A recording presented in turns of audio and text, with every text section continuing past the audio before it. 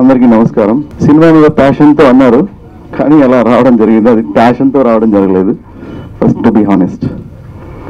And one more thing, ఈ సినిమాని చాలా ప్రేమించాను.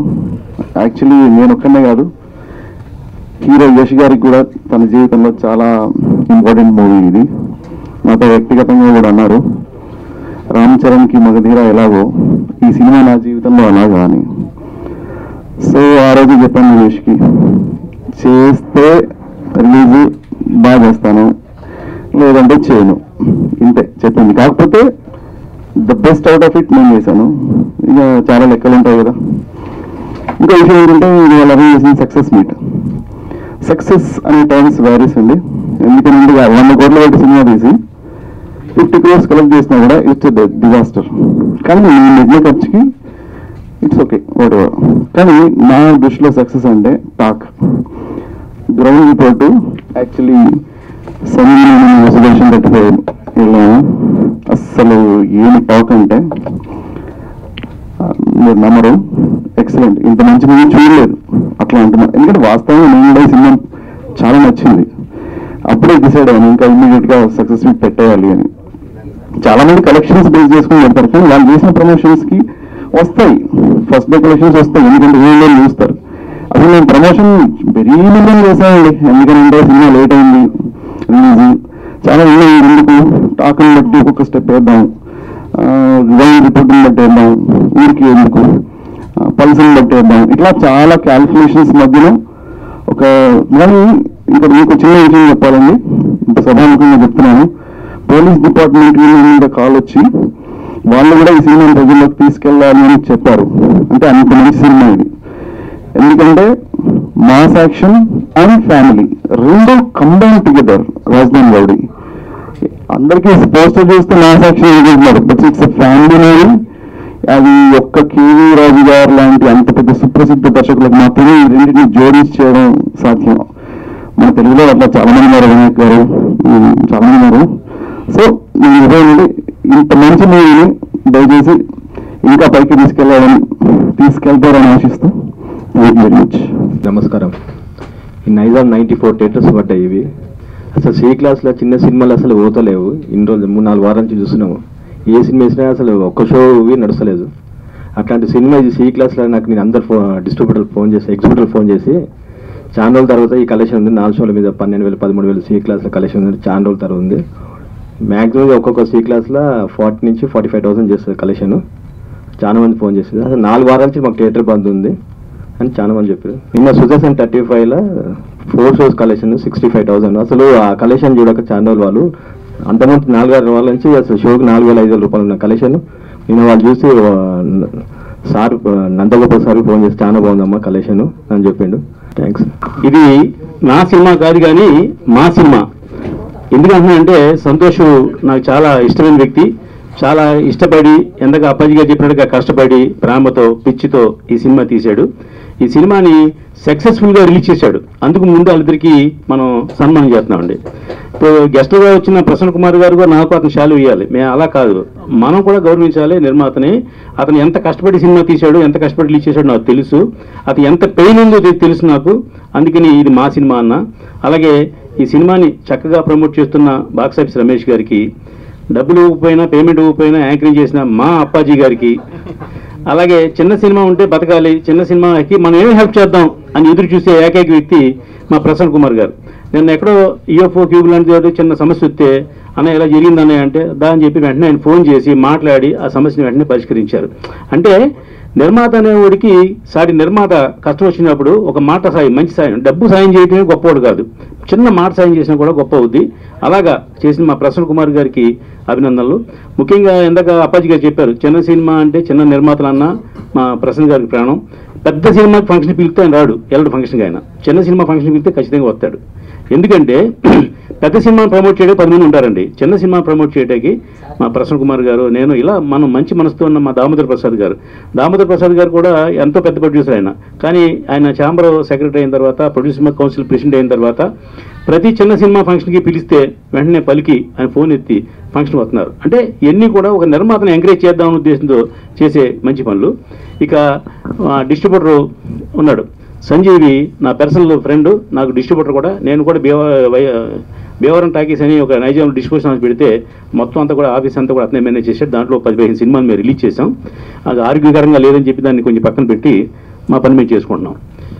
ఈవేళ ఈ రాజధాని రౌడీ సినిమా విషయానికి వస్తే, యాష్ ఇంత కేజీఎఫ్ అని పెద్ద హీరో అవుతాడు అని తెలియకముందే ఇతను ఆ సినిమాని కొని చక్కగా డబ్బింగ్, మంచి క్లాసిక్గా డబ్బింగ్ చెప్పించి క్వాలిటీతోటి సినిమాని రిలీజ్ చేసి ఈవేళ ఎన్నో వ్యయ ప్రయాసాల మధ్యన రిలీజ్ చేశారు. ఎందాక మన సంజీవ్ చెప్పినట్టుగా ఈ మధ్యకాలంలో సి క్లాస్లో చాలా థియేటర్లు క్లోజ్ చేశారండి. ఎందుకు?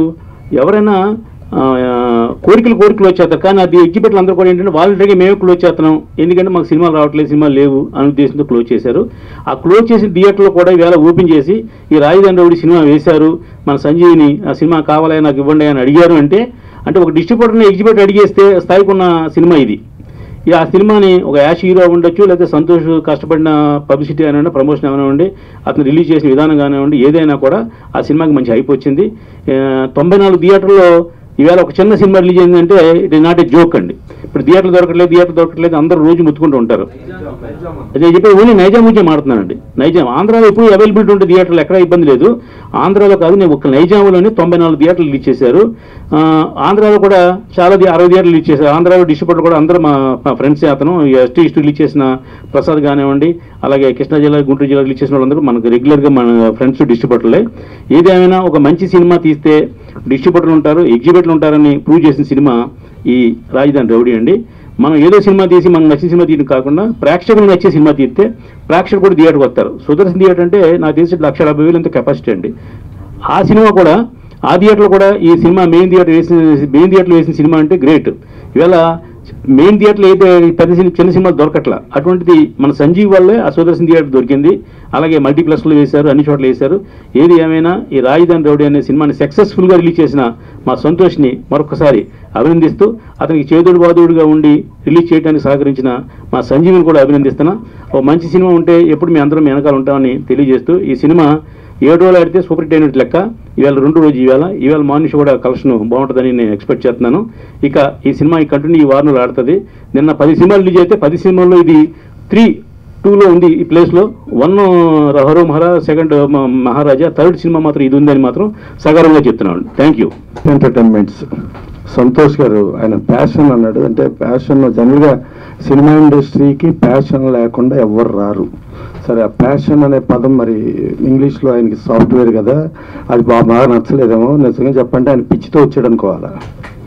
సో ఆ ఇదితోనే ఎవరైనా సినిమా ఇండస్ట్రీకి వస్తారో, వచ్చి ఎంతో కష్టపడ్డాడు ఈ సినిమాని రిలీజ్ చేయడానికి. ఎంతో కష్టపడి వేయి ప్రయాసాలు వచ్చి తర్వాత పబ్లిసిటీ కూడా బ్రహ్మాండంగా చేశాడు. టైటిల్ కూడా మంచి టైటిల్, రాజధాని రౌడీ అని పెట్టాడు. యాష్ ఆల్రెడీ కేజీఎఫ్లో బాగా ఫేమస్. అలాగే మన బిందాస్లో షీనా అని ఆవిడ హీరోయిన్గా చేసింది. సో ప్రతి దాంట్లో లవ్ స్టోరీల్లో మామూలుగా అమ్మాయి తల్లి తండ్రి అడుగుతారు వాడు ఎట్టా పోషిస్తాడని ఎన్నో అని. ఈ సినిమాలో డైరెక్ట్ హీరోయిన్ అడిగింది నువ్వు ఎట్టా పోషిస్తారా నన్ను అని.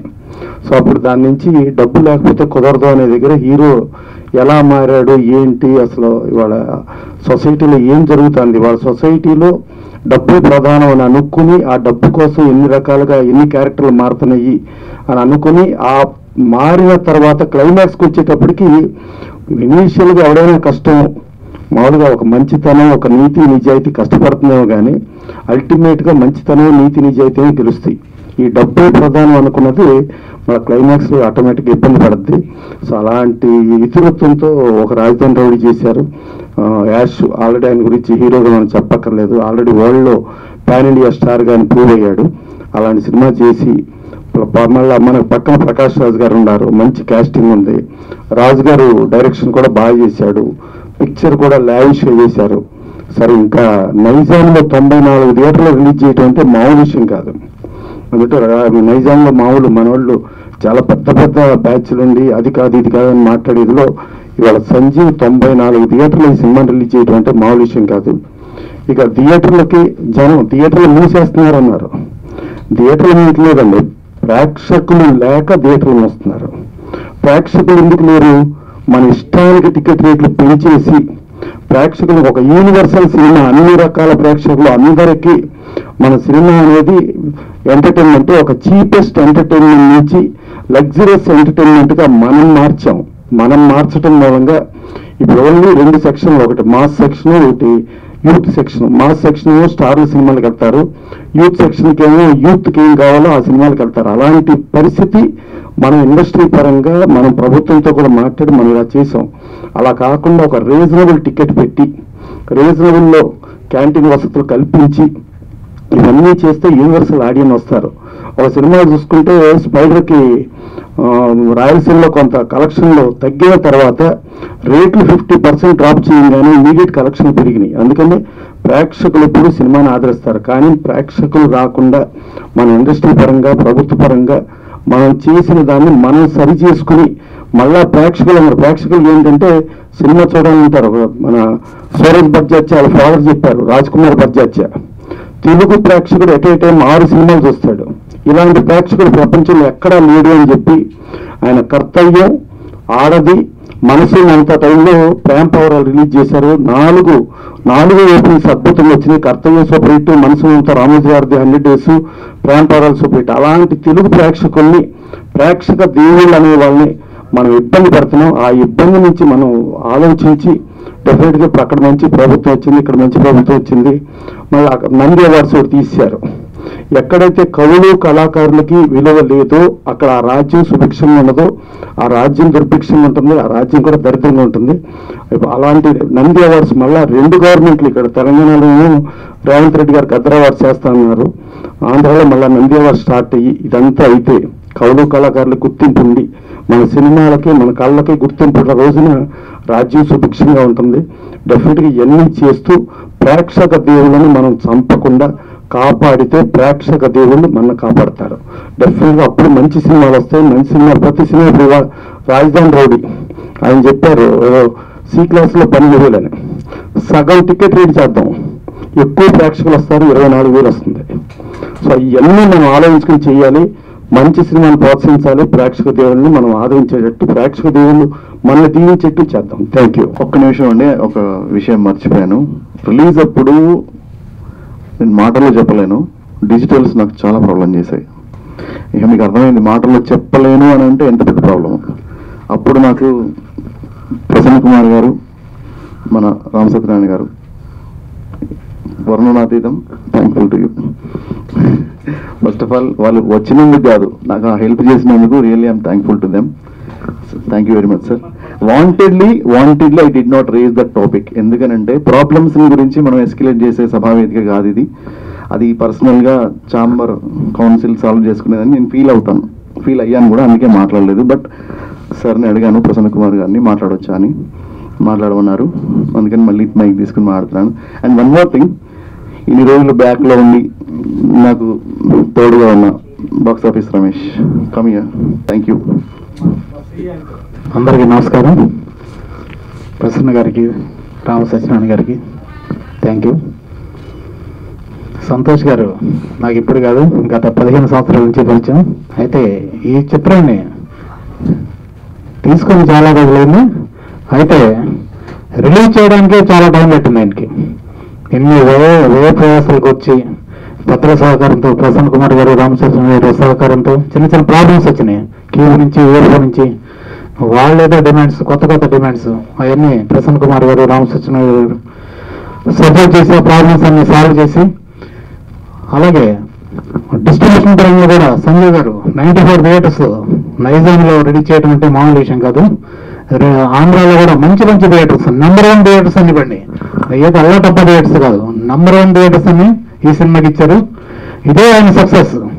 ఇంత మంచి థియేటర్లు తిరగడమే సంతోష్ గారి సక్సెస్. ఈ సినిమా మరింత విజయం సాధించాలని, ఆయన ముందు మంచి సినిమా చేయాలని కోరుకుంటూ థ్యాంక్ యూ.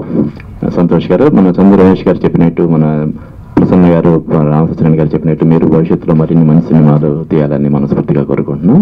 ఈ కార్యక్రమానికి చేసిన మన మీడియా ప్రతినిధులకు, అలాగే నైజాం డిస్ట్రిబ్యూటర్ సంజయ్ గారికి, విశిష్ట అతిథిగా విచ్చేసినటువంటి తుమ్మలపల్లి రామసత్యనారాయణ గారికి, ముఖ్య అతిథి శ్రీ టి ప్రసన్న కుమార్ గారికి అందరికీ కృతజ్ఞతలు తెలియజేస్తూ సెలవు తీసుకుంటున్నాం. Thank you.